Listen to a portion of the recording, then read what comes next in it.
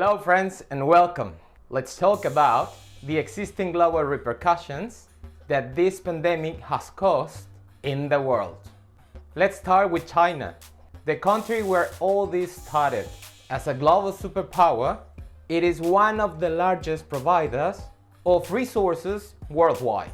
The spread of the virus has restricted the nation's productivity as well as its ability to distribute resources across the globe, especially in the maritime and aviation sector.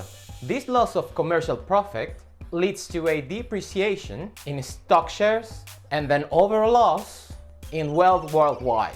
What does this mean for us?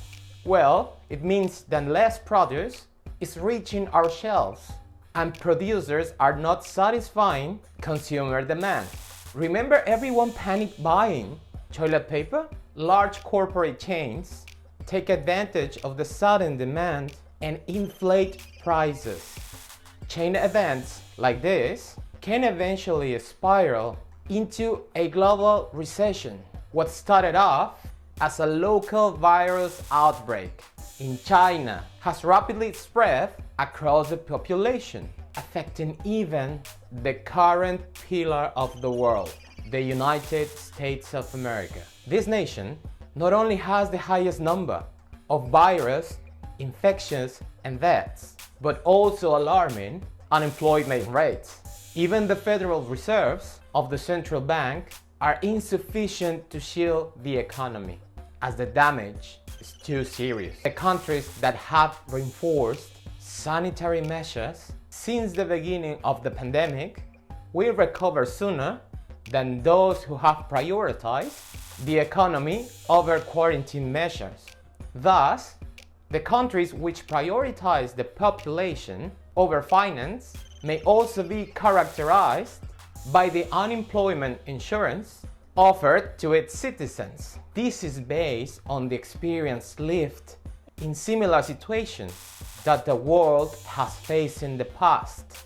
Undoubtedly, the most affected sectors are tourism, the international currency rate, and access to raw material such as oil, where supply and demand have fallen sharply due to the drop in supply chains, something never seen before in the history of mankind.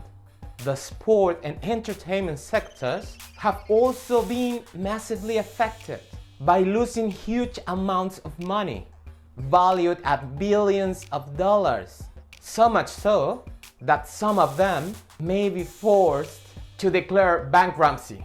Moreover, the automotive industry turns out to be the most affected, predicting a fall of up to 75% of its profits. On top of this, there will also be a significant global impact in the construction, transportation, and tourism sectors. On the other hand, the companies who have benefited from the increased demand propelled by the pandemic are those selling medical equipment and food produce, an increase of up to 10% in their sales. The pandemic has also massively propelled technology use, something never seen before. This is seen in the surge of online classes and use of virtual books, the sales of which have surged by 200% in sales. This dependency on technology will become the new educational model, replacing traditional teaching styles. This was expected and estimated to happen in 10 years' time. However, due to this quarantine, this has occurred now. The development of the technology sector during the pandemic means that anyone who is technologically competent will be guaranteed a job after the world crisis.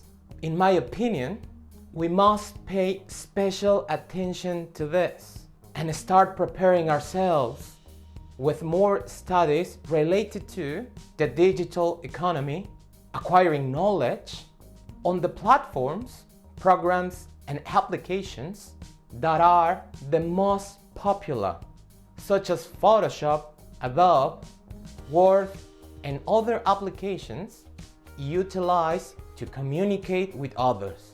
Many of us have kept in touch with family and friends through video conferencing and video calls. The surge in popularity of such communication apps has seen many of us improving the family nucleus.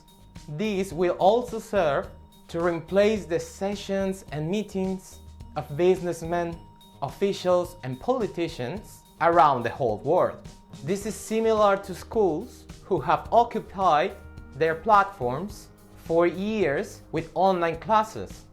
These will improve with time, professionalizing them even more and lowering the cost of education. Now, there are many discounts available on different types of online courses due to the quarantine. So take advantage of them and invest in preparing for what is to come and acquiring a greater knowledge. The internet is now a necessary asset alongside water and electricity to connect with the rest of the world. Human physical contact has declined and will continue to do so.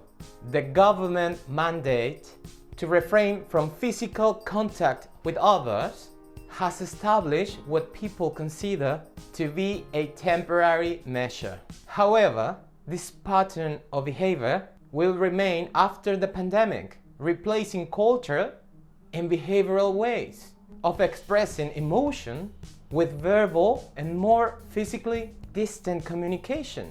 Behavior is not the only change brought upon by the virus.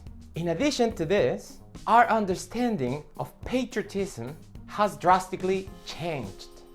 It was previously known as pride for your country and its history, but the pandemic has forced us to re-evaluate what we appreciate in society.